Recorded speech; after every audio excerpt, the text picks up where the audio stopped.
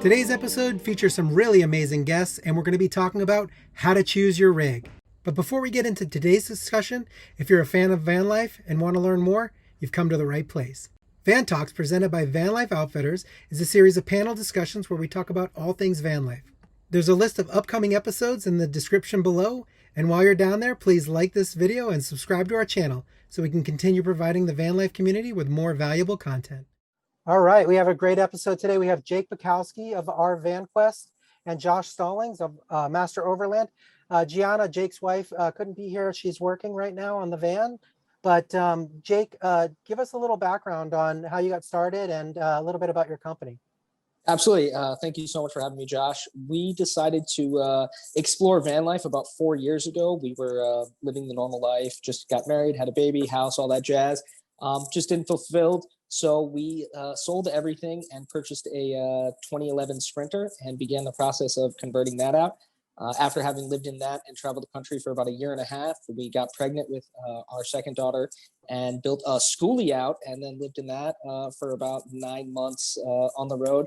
And now we've settled down and we're building rigs out for other people here in our shop in Sarasota, Florida.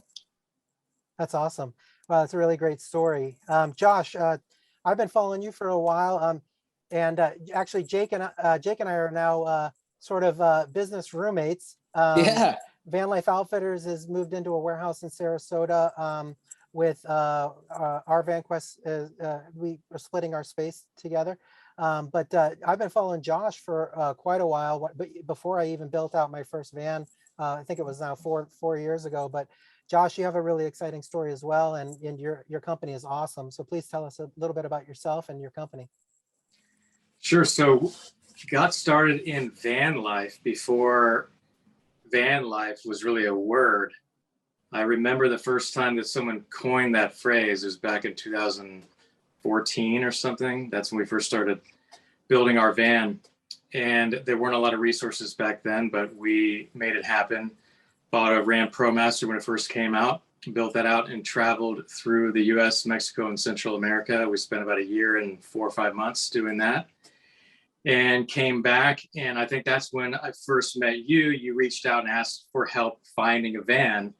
And at that point, you couldn't find one other than Sportsmobile, RB components, outside van. Other than the Class B manufacturers, there weren't a lot of custom van builders. So we got a lot of contacts with people looking for vans, asking for advice on how to build vans out. And it was through that we started building vans for others. So that was back, and I guess we started building for others about 2017 after our trip. And now Master Overland is a fully custom van builder. We're in Brooksville, Florida.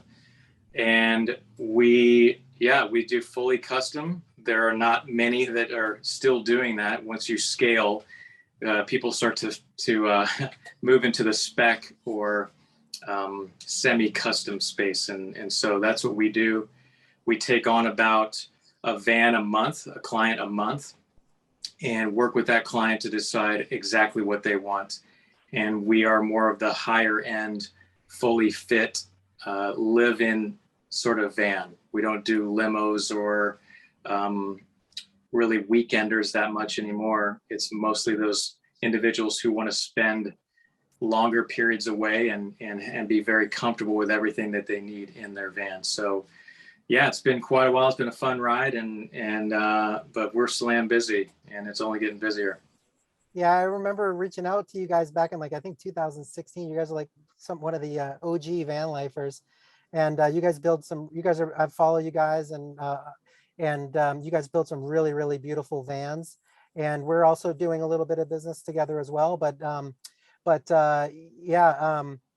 Really, really excited to have you guys both on the show. It just happens that we're all Florida, I guess, companies, but it normally doesn't. I mean, Florida's not really known for being a big van life destination. I know a lot of people come here on the winter, but both you guys, several reasons why I wanted to have both of you guys on.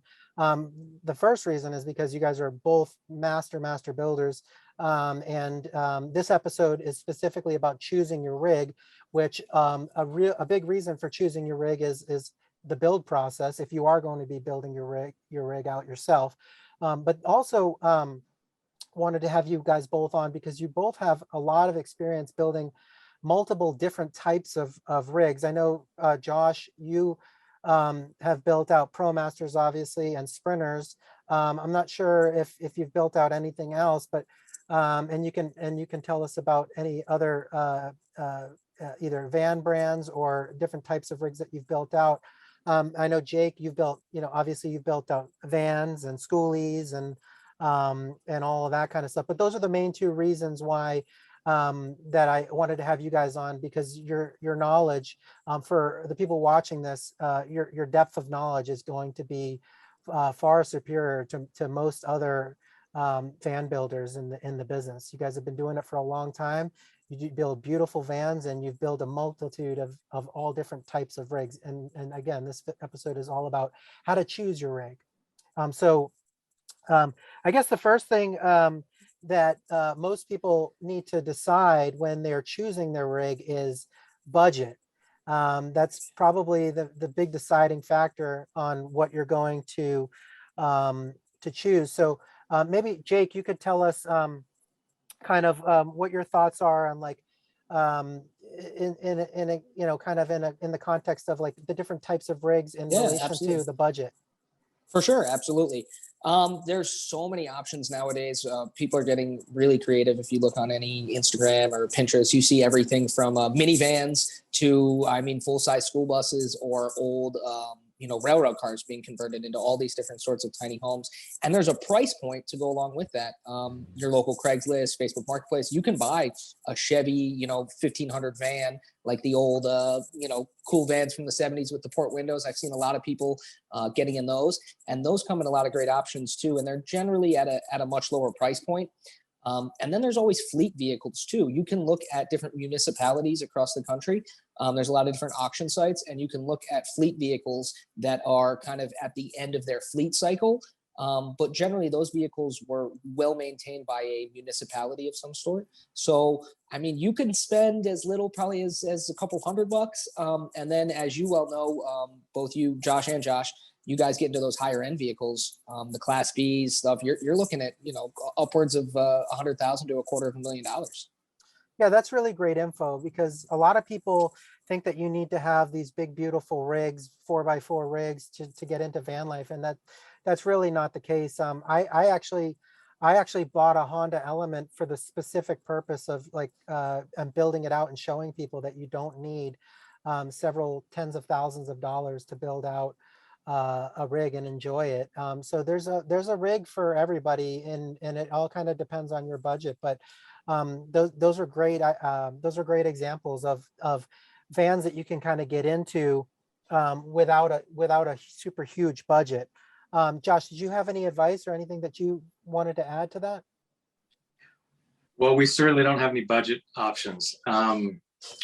We are specializing in the Promaster or the Sprinter at Master Overland. Now, we do have a German expedition truck en route from Germany. It's an old fire truck, and so that will be our first expedition truck. It's been a terrible project. It's taken forever to get over here, but it's finally finished and ready, and will be coming over soon. So we'll get into more of that from that truck. That's our first foray into expedition trucks. But as of right now, Master Overland specializes in the Promaster and Sprinter.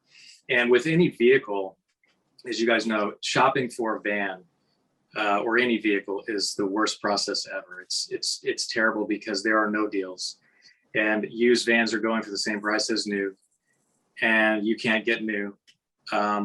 It's been our biggest challenge in our business, finding vans for people. And so people just assume they can just order at a Mercedes dealership and they'll have it soon, but it's 5-6 months sometimes. Sometimes it sits in vehicle processing center. So it's a big headache. And that's why we don't do it, but I see a lot of people moving to the other vehicles, like were mentioned, trailers and schoolies and older vehicles. Maybe they need a lot of work, but you're going to be building out anyway, so you might as well do the mechanic work and do that to get it roadworthy and start there. So you have to get creative now in this economy and with the shortages and everything. So I don't know if we'll move into that. Maybe if you can't get new vans, then we'll have to get creative. But yeah, so I don't have any good advice as far as other types of vehicles to build out. I know that you can build anything. But we as a business have decided that we're going to stick with the high top Sprinter and Promaster. Yeah, that's really smart. Fire truck. I haven't yet seen a fire truck built out, so I'm really curious to follow along with that. Well, it's the reason you choose the fire truck is simply because it's lower miles and it's been taken care of. Yeah. Any other truck that's older, and now to import from Europe, it has to be over 25 years old. Okay. It's U.S. importation law. Right. So if you're going to choose a vehicle that's that old, you want to choose something that's reliable and been taken care of. Yeah, and just a quick note for our viewers, this is being recorded on December 14th, 2021. There's a huge shortage, which Josh is talking about. There's a huge shortage of vehicles, and it's several factors. You know, obviously all the delivery companies and Amazon are snagging up a huge amount of the vans. There's a chip shortage, so that's causing delays. Obviously, Vanlife is causing a big chunk of that shortage. And there's logistical issues because of the pandemic. So there's just a multitude of reasons why that there's a shortage of vans that's driving people towards choosing other rigs. So I think that this episode is actually going to be quite relevant, at least for the next year or two, in terms of like helping people figure out other options to build out. I'd add on, like, I don't know if either of you guys mentioned ambulances. I think those are super cool to build out. Box trucks. I mean, a friend of mine built out a really cool box truck. So there's tons and tons of options, and for all different budgets. But I wanted to talk also about building your own van versus buying spec, and how it relates to your choice of a vehicle to build. So maybe Josh, I'll start with you. Do you have any thoughts on, DIY, building your own van versus buying a spec or a custom van, and what vehicle you might choose for that? As far as the vehicle goes, well, we like vans that you can stand up in, so I wouldn't choose an older van that before the high roof vans came about with the Sprinter and then the Promaster and then Transit.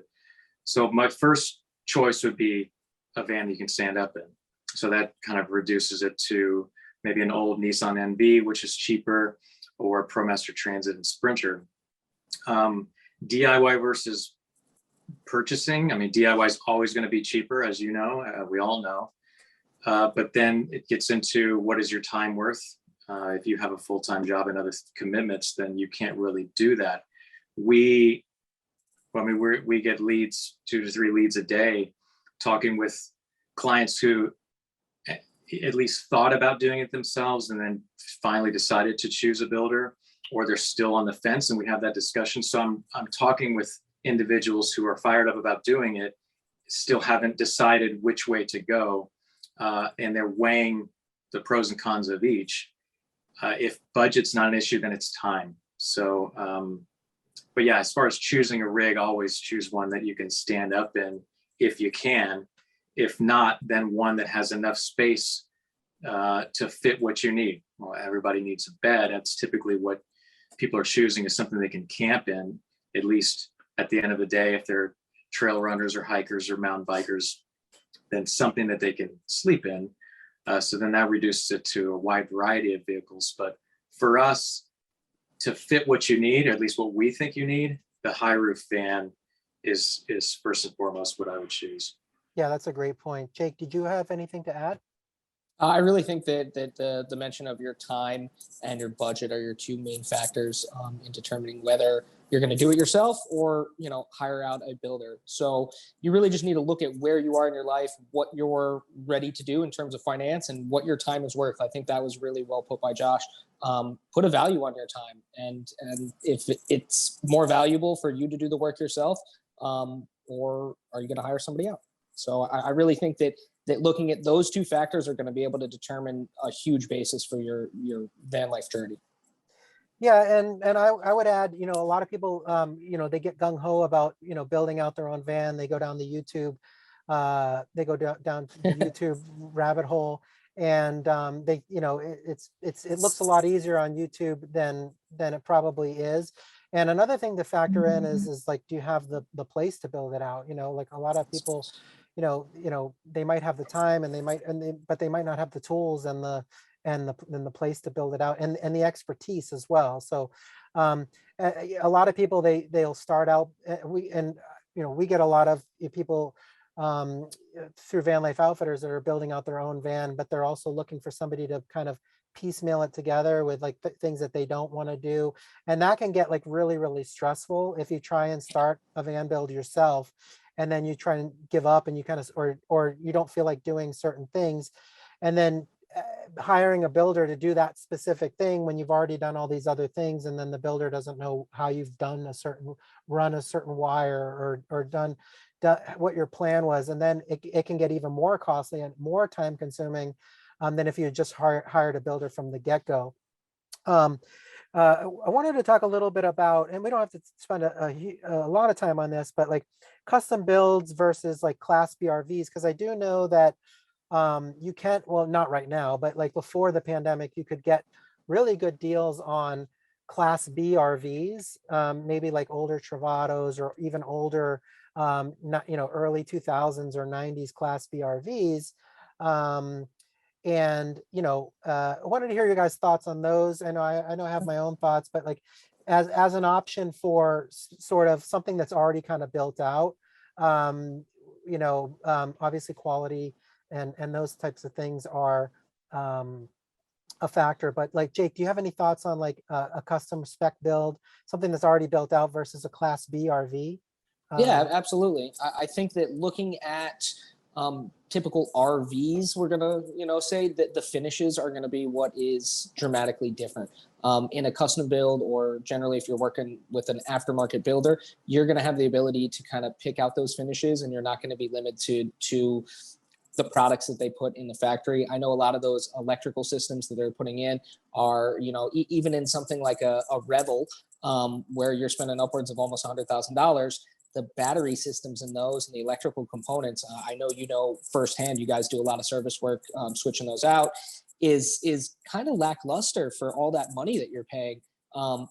Everything works, but your overall, you know, battery capacity and what you can do is fairly limited for that price point. Versus if you were to go with a custom builder or somebody doing a spec build, you can kind of say, hey, I need, you know, 600 hours of lithium, or I need a secondary alternator. I know that's a new system that Van Life Outfitters is using as well. So I'm super excited to see how that works out also. But that's pretty much on-demand power versus a Revel or a Travato, where you're generally having some archaic batteries and not the best ingenuity, I guess you could say. It works and it does its job, but it's not going to be anything really above and beyond. Yeah, that's a great point, because you're spending six digits on a Class B RV, and you're getting kind of like not really what you would expect out of an electrical system, and even the air conditioners on those. We're selling a lot of, you know, 12-volt air conditioners and battery systems and electrical systems for people to swap out of either a brand new vehicle or you know, a couple-year-old vehicle. And that's something that you really don't, when you spend six digits on a fully built out van, whether it's a Class B, you know, or whatever, that's something that you really don't want to have to shell out even more money for. Josh, did you have any thoughts on kind of the Class B route versus, because I know a lot of people and I see a lot of people, you know, on budgets buying something older and then kind of remodeling it as sort of like putting their own touches on it. Did you have any thoughts on sort of something like going that route?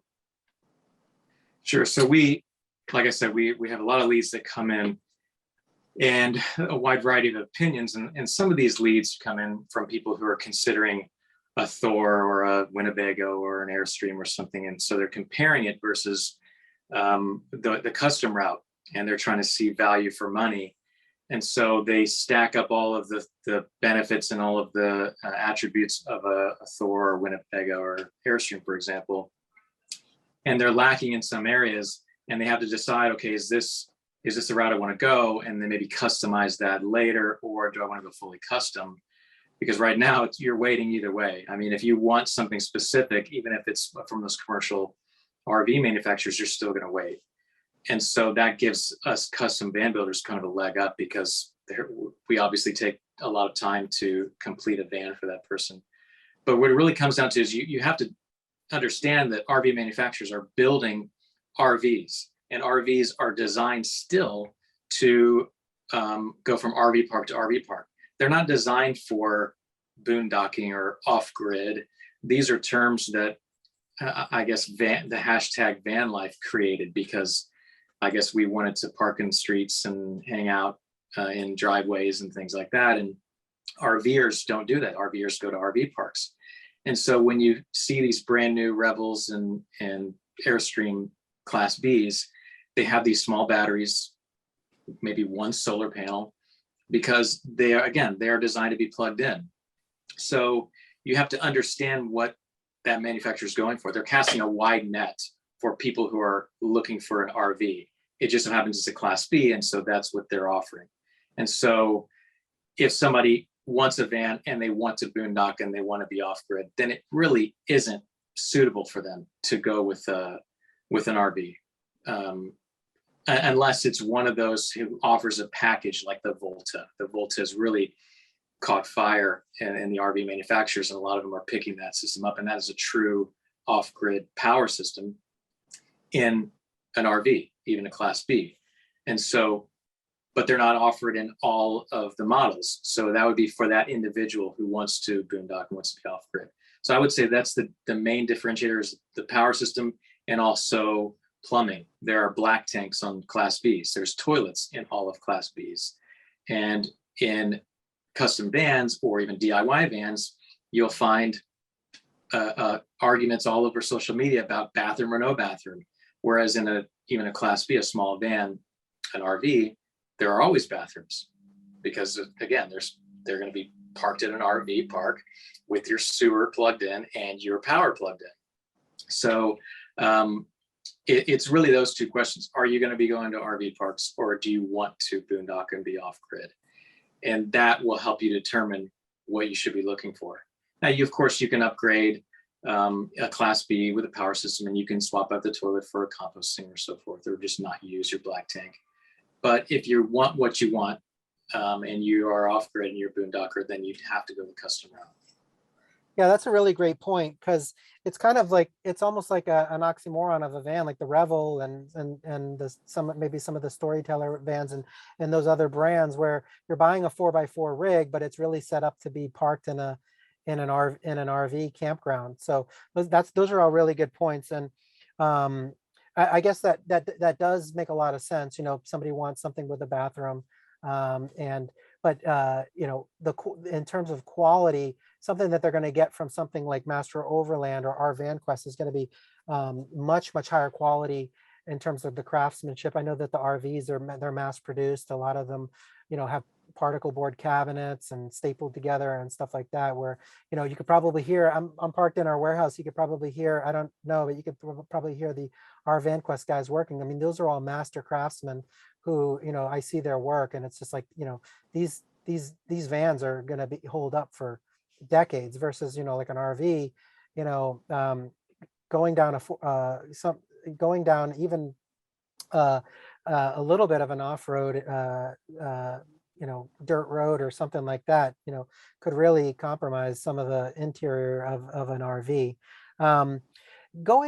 Obviously, you know, the pandemic's changed, you know, the new versus used route, but I wanted to hear your guys' thoughts. You know, obviously, basically kind of what Josh was saying is whatever you can get at this point, and whatever your time frame is at this point, you just got to go with what you get. I know I was actually bought a couple vehicles at kind of like auctions, and I know that those have been drying up as well over the last while. And but I wanted to hear your guys' thoughts. And Josh, I'll start with you in terms of new versus used. Are you finding a lot of your customers are bringing you used vehicles or new vehicles, and what your thoughts are in terms of, what route to go. It's so hard to find used vans, and people haven't really, I guess they haven't gotten used to seeing the prices that they're seeing. To spend the same amount on a 2018 Promaster as a new one, people they're balking at that and they won't go for it. So over the last year, 2021, has been primarily new vans for us. We've only had one that was used. And so mainly because you can't find them. And if you do find them, there's something wrong with it. Now we have a demo van that was used, and it's I would have never purchased it 2 years ago. But now like you said, you take what you can get. So the new versus used, not a big deal anymore. I mean, you have to look and search and call everybody you can to find one. Like right now, you can't order a new Promaster. They're all taken. All the orders are taken. So there's no other choice. Now I wanted to share, there is a website that somebody created. It's called vandom.co. You know about that one?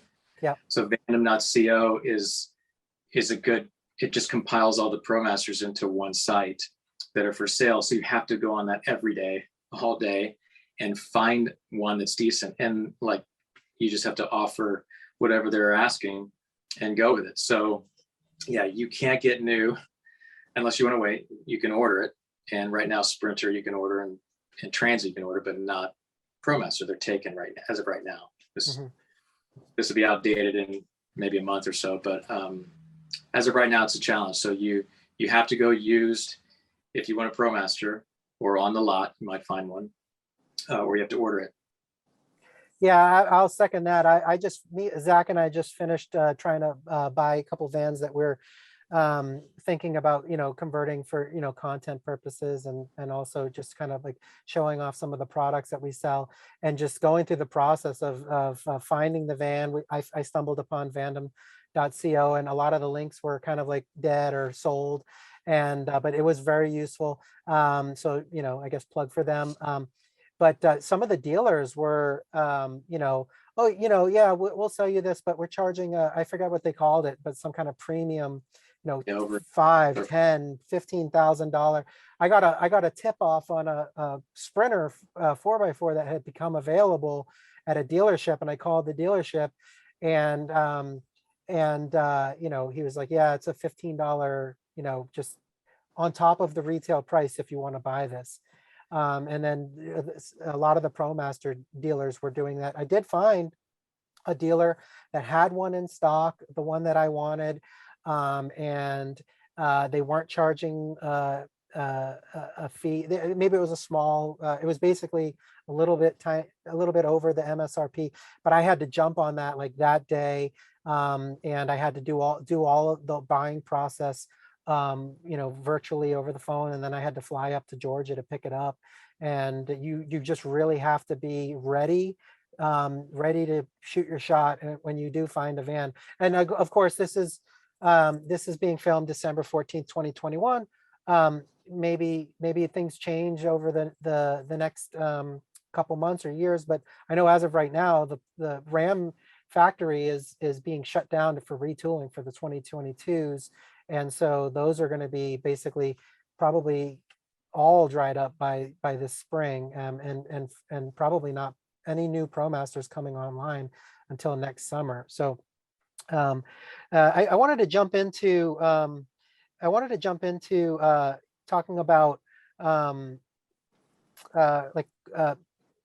guess I'll throw this all into one, but like van versus bus. And then I'll add in passenger van into the mix as well. And Jake, I'll throw this one to you because I know that you have a lot of experience building out buses and vans. So what are your thoughts on specifically, I guess, the difference between buses and vans first? Yeah, absolutely. Huge difference between them. Obviously, I think the first one you're going to look at is mobility and what fits your needs. Are you that weekend warrior who's going to be off grid 24/7, not plugged into RV parks. You want to be going on 4x4 trails. You want to be, crossing streams, all that stuff. You're going to want a van for that. Buses just really aren't designed to get around. Even the smaller short ones, it's just, I'd say it's a small nightmare going like completely off-roading on them. We were in Sedona, Arizona, and found ourselves on a forestry type road that was just gnarly. I have a lot of expertise in we call them the mid-size or the 3/4 buses.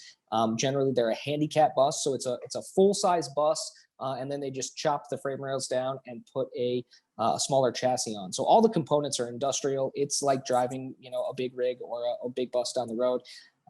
There's a lot more that you have to be aware of in a bus versus hopping in a van. Promaster, Sprinter, Transit is very much akin to driving a car. All of your instrument cluster, everything is right there. Whereas a bus, you generally have a large switch panel somewhere, and that's going to be your instrument cluster. So your windshield wipers, your hazards, all these things are going to be located in a different area. Buses are great and they offer a lot more space, but again, the maneuverability is going to be your factor. So I think that overall, the best vehicle I would say for me, it's a 170 Sprinter. You get the extended, you're big, you can still drive it around, go to, parking lots. You have to be a bit more careful, but it's accepted. It's stealthy. You're not in a school bus, which draws a lot of attention. Even if you're painted or whatever, you're still going to draw a little more attention. School buses are great though for families and businesses and needing more space. You have a lot more width. You also don't have to worry about weight and balance as much in a bus. Vans, you're definitely conscious of where you're putting water tanks, batteries, over suspension, whatever that may be. Whereas a bus, you pretty much have free reign to do that because they are so robust and they are meant to carry the most precious cargo, which is children. Most all buses have a full roll cage. They're definitely built more safe, I would say, in terms of the overall fabrication and components used between a bus and a van. You're going to get much thicker, stronger metal in a van. In a bus. If you've ever built both, it's night and day. My muscle memory from drilling through a bus is like crazy when you go to do the van, and then you're just through in a second. So there's just a lot of pros and cons, but I think overall, my ideal rig is a Sprinter 170. Okay, that's all great information from one of the master bus builders. I guess I'll add, Josh, do you have anything that you wanted to add? Your question, I guess the topic was passenger versus. Yeah, passenger or van. Well, van versus bus, really. Because I know like most people doing van life are probably going to be choosing between those two. I'll having zero experience building out a bus, but having spoken with a lot of the schoolie guys early on, the main differences that I saw was what was mentioned about load carrying capacity, because in a van, you have to go extremely lightweight. You should, at least. You can max out your GVWR in an instant just from your gear after you've built it out. Whereas in a schoolie, I've noticed that schoolies are stud framed. I mean, you build like you would build in a home. Whereas if you're building like that in a van, you're not doing it right, basically, because you can't afford all that stud framing in a van. Whereas in a schoolie, I think 100% of schoolie builders are building stud frame like they do in a home.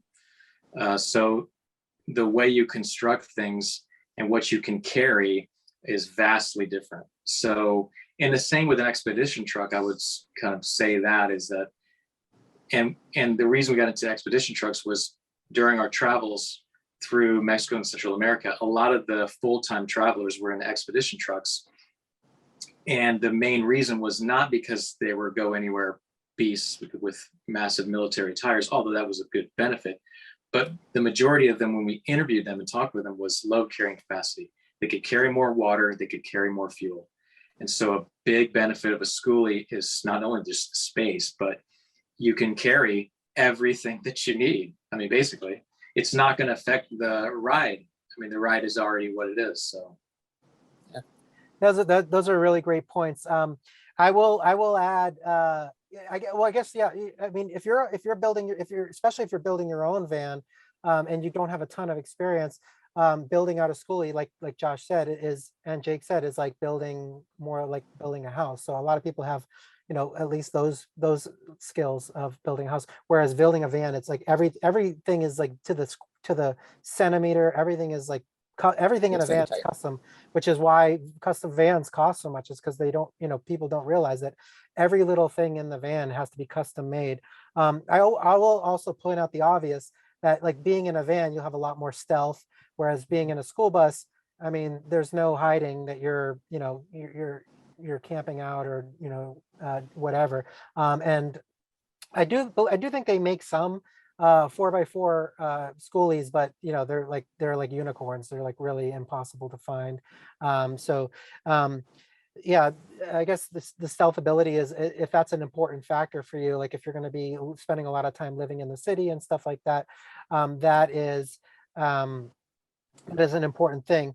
So I guess let's get right into what most people are probably going to want to be getting from this episode, is kind of comparing the different van models. And I throw this one to Josh first, because I know he has experience building out sprinters and ProMasters, which is probably, I know Transit's coming on, but I think most people, if they're going to be building out a van, they're going to be choosing between ProMaster and Sprinter. So I wanted to get and I know you're uh, you've built out both. I believe you've lived and traveled in both. So I wanted to get your kind of opinions on the pros and cons of the different brand models. Sure. So we only build on the ProMaster or the Sprinter at this point in time. We don't do Transit. And people ask us all the time, well, why not Transit? I mean, it's on our questionnaire. There's no drop down for Transit. And the main reason is that we don't feel that there's a need that is not fulfilled with either the ProMaster or the Sprinter. The Transit, I feel there are two reasons why you would choose it over those two other vans, and that is, aside from availability and where we are now, if you're tall, because the high roof Transit is taller inside. If you're 6'5", you need a Transit, or you're towing. It's got the highest towing capacity, or you want the fastest van. The Transit's the fastest van. Outside of that, really the ProMaster and the Sprinter satisfy all other requirements. Now the Sprinter we like because it is a more premium. The materials that they've chosen, the technology, the fit and finish, the drivability, the safety, all of those are why you would choose the Sprinter over the other two. But there are some limitations, and those are satisfied by the ProMaster. The main thing that we like about the ProMaster is its interior width. It allows you to have a wide variety of layouts. In the ProMaster, you can sleep widthwise without flares anywhere front to back. Sure, Sprinters solve with flare space, and other companies are making flares now. You can sleep widthwise, but only in certain spots. You have to have a raised rear fixed bed for that to work. Whereas in the ProMaster, you can sleep widthwise anywhere in the cargo space. So that's first and foremost the best thing about the ProMaster. The other thing we love about the ProMaster is, from a budget perspective, it is lower cost. This has changed. The other reason we like the ProMaster, say, over the Sprinter, is that it has a gas engine. Now you can get a Sprinter with a gas engine now, but that's only been since 2019 that you can get the gas engine. But we love the front wheel drive. The ProMaster drives great. You were right. Our first van was a brand ProMaster. That's when we traveled 55,000 miles all through US, Mexico, Central America. So we went off-road. Probably 20,000 miles was off paved roads. We chose that on purpose. Now, we didn't get crazy. You can't, but we were backcountry Utah. I mean, we were crossing rivers in Costa Rica in a Ram ProMaster, which is a front wheel drive. So people always ask, do I need a 4x4? I have to get either the all-wheel drive Transit, or I have to get the 4x4 Sprinter. But no, the ProMaster does great. The front wheel drive with all terrain tires is beautiful. So in choosing which van, again, we don't build out in the Transit, so I gave my reasons why you would choose a Transit, but everything else is satisfied with either the ProMaster or the Sprinter for the reasons I mentioned. Now, between those two, people always ask, so which do I choose? And we've noticed that when you're shopping for new, the Sprinter is not that much more expensive depending on the options you choose. There are a lot of standard features in the Sprinter now. And of course, the Promaster now with 2022 has upgraded all those safety features, and that dash is brand new. The exterior is not, but all those safety features are included now in the 2022. So that will change when people are now shopping. But prior to that, Sprinter had all that standard. And so we've worked with clients that are choosing and shopping, and the Sprinter 170 versus the 159 extended Promaster was about $2,500 more expensive. And so the client made the choice for the Sprinter. So I would say prior to the new 2022 Promaster, because we don't have it yet, we would always tell clients between the two, we would push them towards the Sprinter. It's easier to build inside. I'll say it right now. We have experience doing both. We're happy to do both, but the Sprinter is flat out easier to build inside than the Promaster. The primary reason is the Sprinter that has no B pillars that are protruding into the space. So you have to fur into the space in the Promaster where you don't have to in the Sprinter. The Sprinter, you can put nutserts and attach your walls directly to the van metal. Whereas in the Promaster, only certain parts can you do that. For the most part, you have to fur in or fur out, however you want to call it. So I know I went in a lot of different, there's so many different areas that we go into, but that's kind of the high level. No, I mean thank you. That's the meat and potatoes of this conversation, is because I think a lot of people are going to be choosing between the Sprinter and the Promaster. And I know there's a lot of blog posts about this, but it really is great to get the feedback and thoughts of somebody who's built out both and also traveled in the Promaster. And I'll kind of add on. I personally like the furring strips because they add a little bit of an air gap and insulation factor, in my opinion, when you're doing the Promaster. They're a little bit more square, but and I've never really built out a lot of Sprinters, but I will add on, and that is a great point that you brought up about Ram adding in a lot of these features that were missing in the 2022 models. So, maybe if you're really on the fence, maybe somebody wants to wait until next summer, until the 2022 Promasters come out. I do like the Promaster is a little bit, has a little bit of a higher step, a little bit lower step to get into, step up to get into, and there's no step and then to get in. It's just you step up right into the van. One of the things that I really had a lot of experience with in my first 3 years on the road was I ended up having to, I bought a used Promaster, and I did have to do some repairs. And I noticed that in my travels that it was really easy to find Ram dealerships around the country, and I even had to go to one in Canada.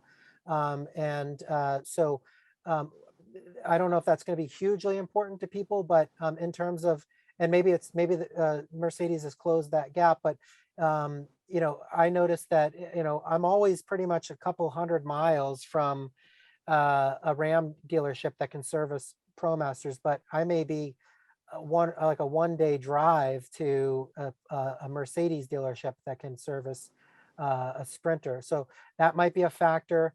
But those are all really great points. Jake, did you have anything that you wanted to add specifically about the Sprinter? Oh, I think the Sprinters are great. As Josh was saying, it's super easy to attach with the riv nuts, and that's one of the ways that we do our builds too with the Sprinters. So I'm a fan of them.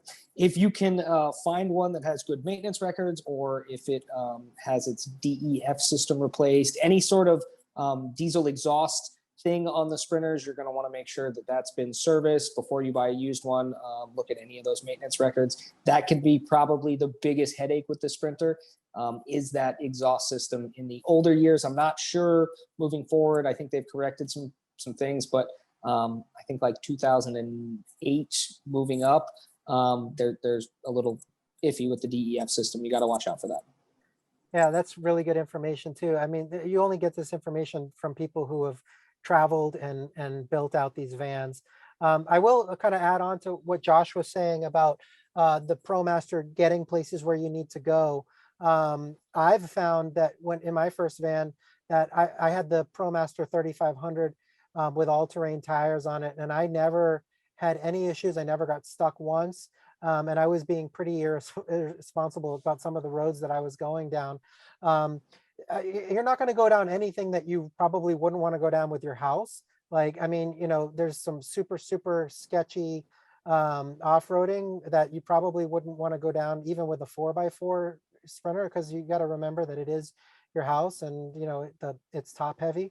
But being in the ProMaster, the front wheel drive with the, you know, the weight of the vehicle and the all-terrain tires, and maybe I had a 3500, so maybe that helped a little bit. But I never had any issues, and the only time I ever had one or two times that I had issues, it was all about height clearance versus the actual ground. It was more, there was a branch that I couldn't clear.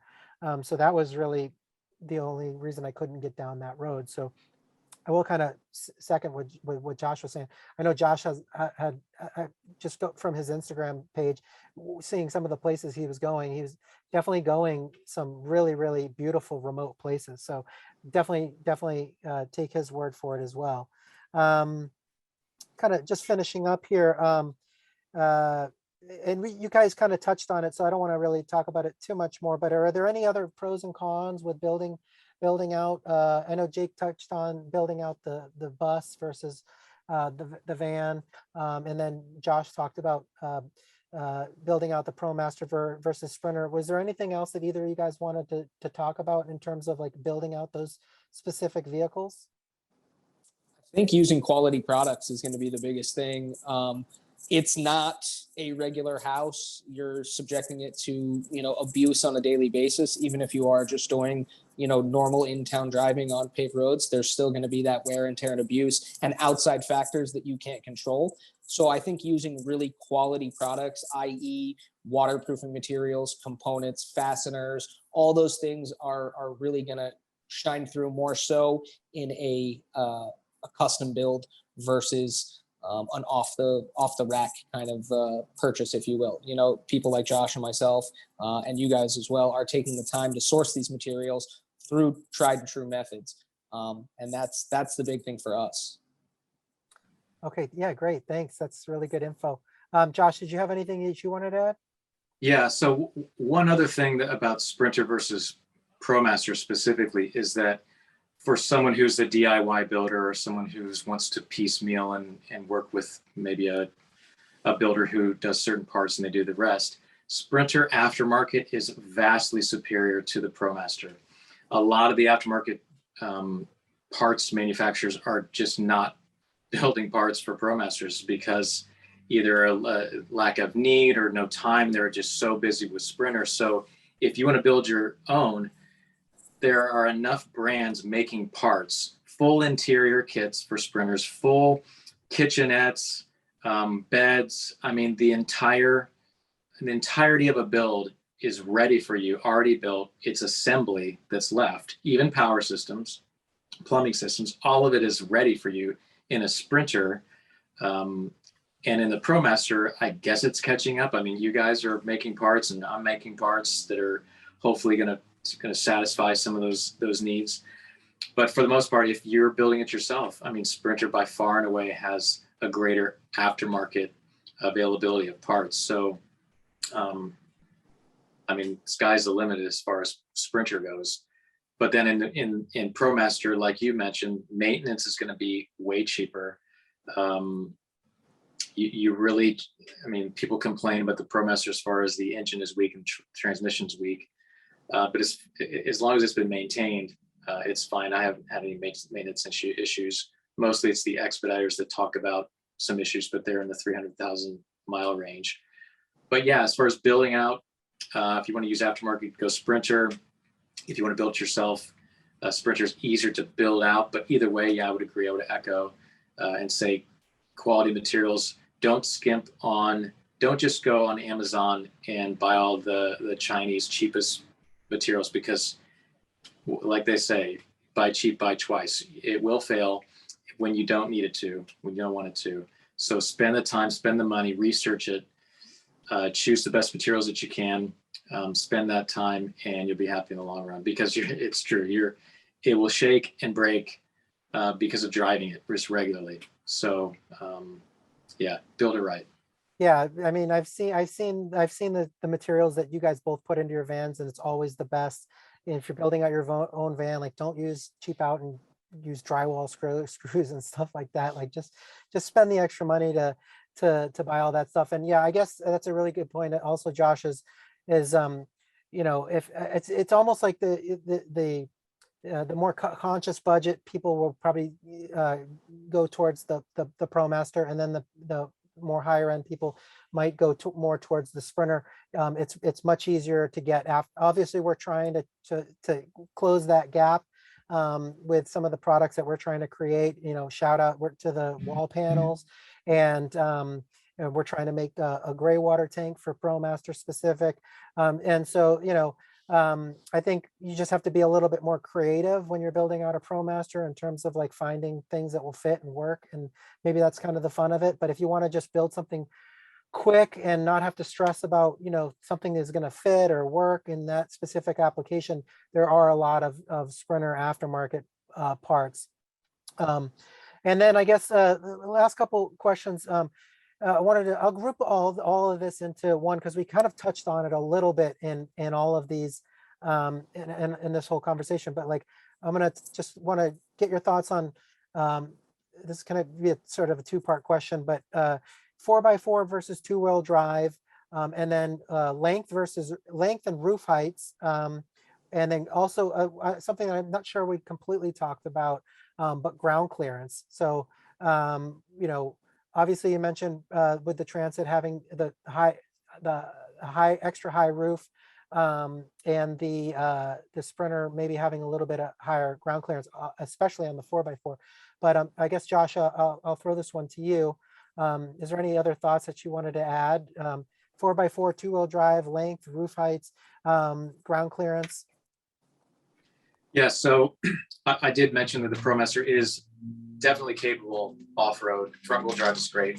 Add all-terrain tires, it'll be fine. But yes, ground clearance is one of those issues, and that rear axle people complain about and say, oh, it's so low. But if you compare that to the Transit, it's not that low. But overall, it is lower. And then when you have a 159-inch wheelbase and an underslung water tank or gray water tank, you really have to be conscious of what you're driving over. And so we just developed a 1.5-inch lift kit. Now, Van Compass has had it, but they don't have shocks that will fit. They're telling you to use your existing shocks, but you need extra long shocks to make that 1.5-inch lift work. So we have one for the Promaster that works great. You can easily fit 245 tires. That is what people want, because there's more availability for that size tire in an all-terrain versus the factory size tire. So we encourage people, if you want to or choose to go off-road, off beaten path with a Promaster, it's simple with a 1.5-inch lift and all-terrain tires. That will solve it. As far as 4x4, do you need it? We have probably 50-50 4x4 versus two-wheel drive on Sprinters. And some people just choose the 4x4 because they're ordering it anyway, and it's a $9,000 to $10,000 premium, and they just go for it because the resale value is going to be better. And just in case, makes a lot of sense. But are they going to be rock crawling? No. Are they going to be really utilizing it the way it can be used? Probably not, because like you said, it's your home and you have all your stuff in there. And I can tell you from experience, specifically backcountry Utah, found ourselves on a Jeep only trail, and my wife's in the back holding our cabinet doors closed, because that's what convinced me to use push button latches. Marine latches was because we had, I guess they were the RV latches. That was quite a while ago. She was holding the cabinet door shut because we're bouncing around so much. Because in the end, you're going to destroy your stuff, destroy your van if you really push your rig. So even with a 4x4,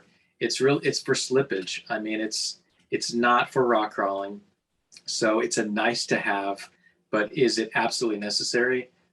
Probably not. If you're debating whether to spend it, the extra 10 grand or not on the 4x4, really decide how you're going to be using it and go from there. But as far as capabilities, yeah, the Promaster does great. Like I said, off-road. So yeah, clearance-wise, easily handled with an 1.5-inch lift. If you really are worried about it, if you have underslung tanks, certainly do at least tire upgrade and that 1.5-inch lift on the Promaster.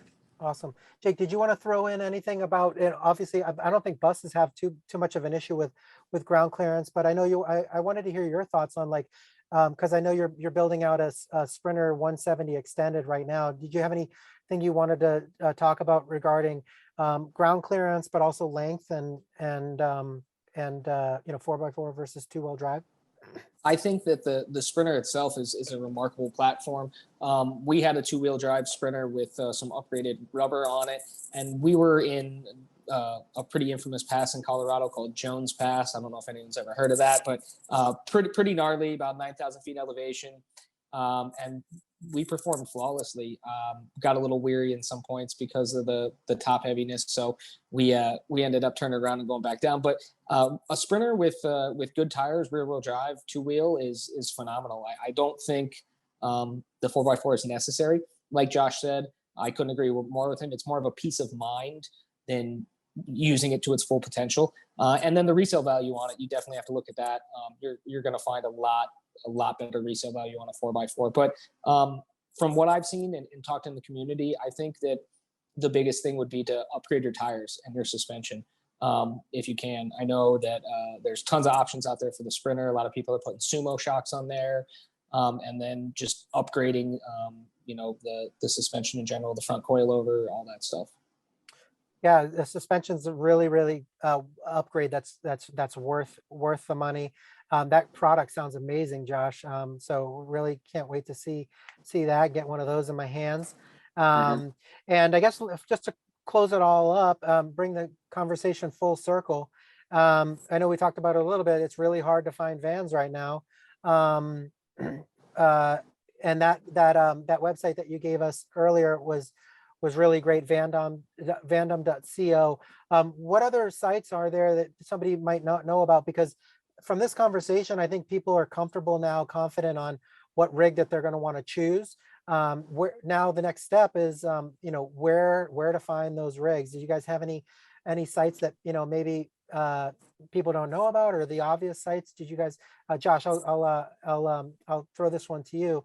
Why don't you give us your thoughts on, like, where some sites where you could find either a brand new or a used rig, but also maybe something that's already built out? Yeah, so the classic sites for an empty van, I mean, people will really know about Auto Trader. Vandom.co is really just curating or compiling all of the listings. It's a very basic site, but for an empty van, yeah, your standard sites to look at. We use Search Tempest to look for all of Craigslist, Vandom, and Auto Trader, specifically for empty, for used at least. For new, you just have to really do your research as far as what dealers have them. I mean, there's Mercedes dealers down the street from you that probably don't have a lot of vans, or maybe they don't have a commercial sales rep. So you want to call a Sprinter dealer that has a commercial dealer that deals with commercial vehicles like Sprinters, because they're going to have all the information that you need.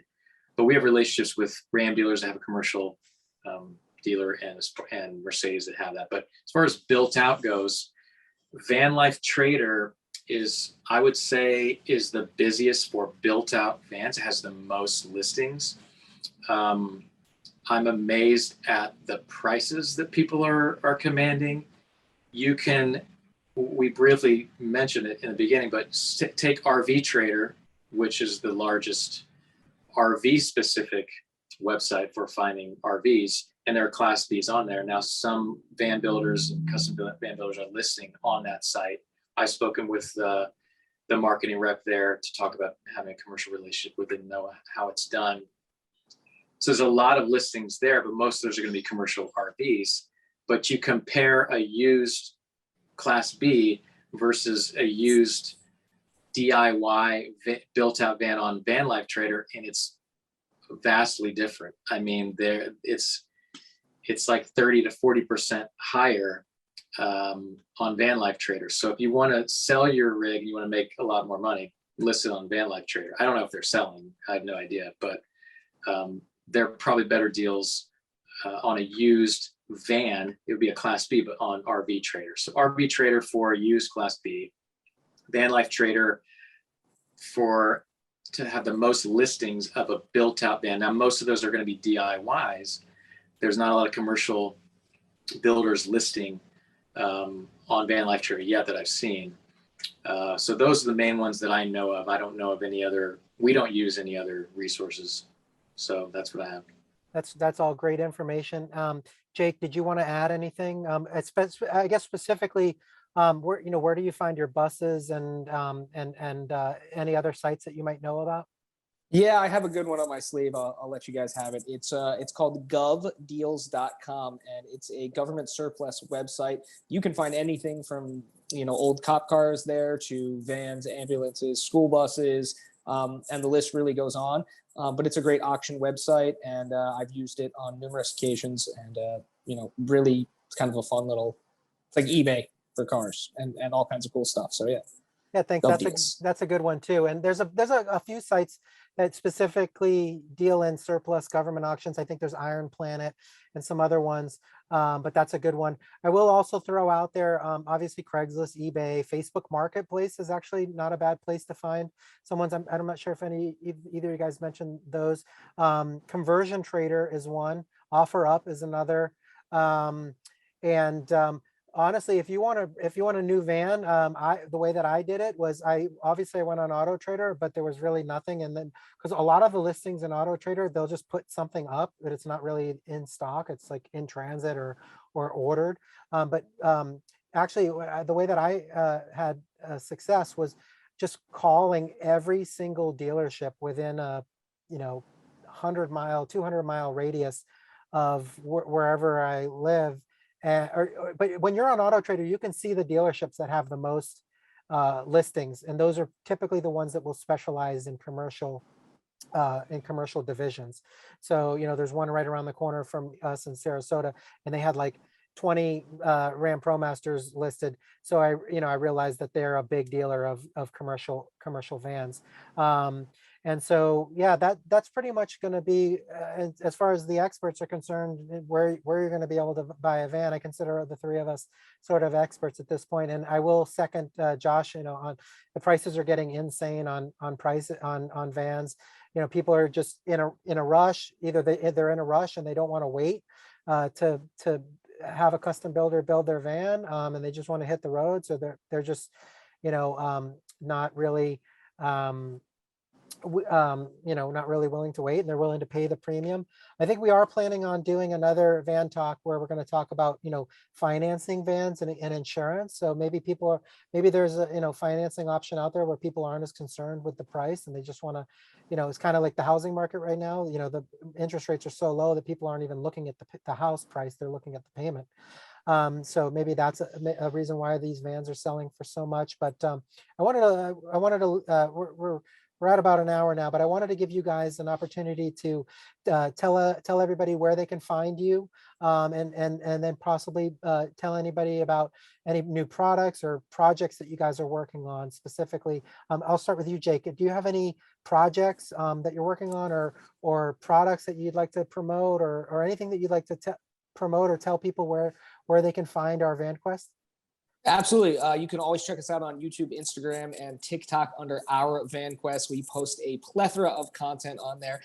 Check us out on Instagram stories for day-to-day updates with the family, the business, and what we're doing. Projects, as far as we go, we have 2 builds currently in the works.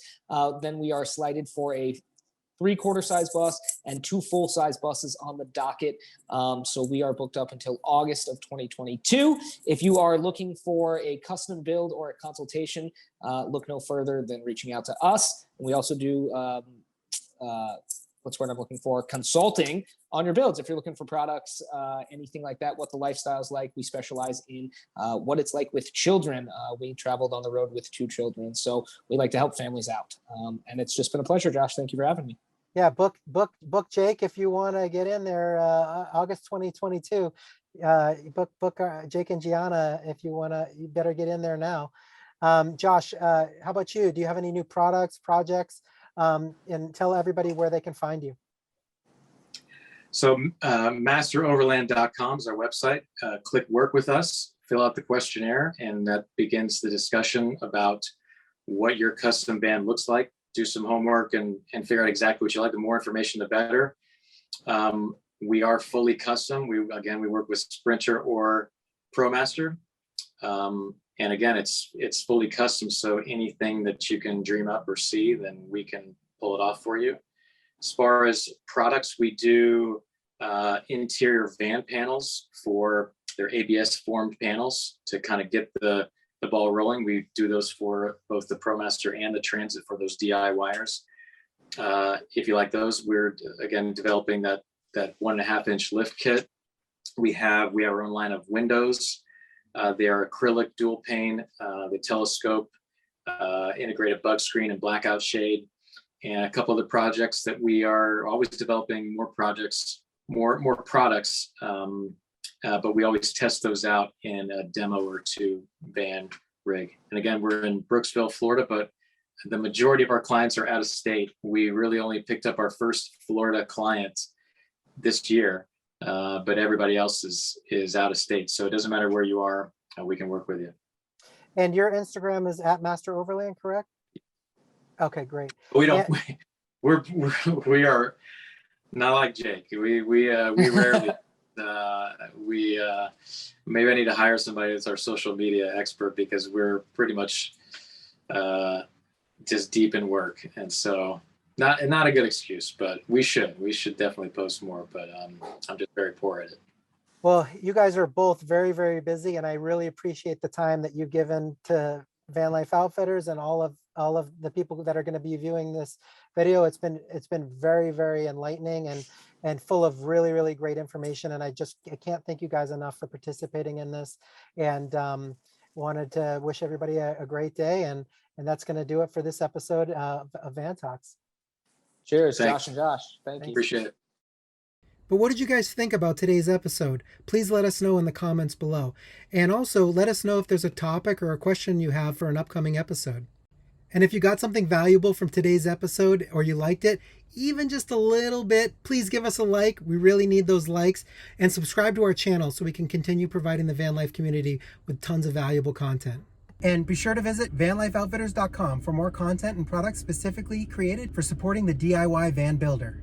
And sign up for our newsletter featuring interesting content and updates on all things van life. And you can also find us on Instagram, Facebook, and Pinterest. Our next episode is going to be about design and layout for the interior of your build. That's going to do it for today's episode. Thanks for watching. See you soon.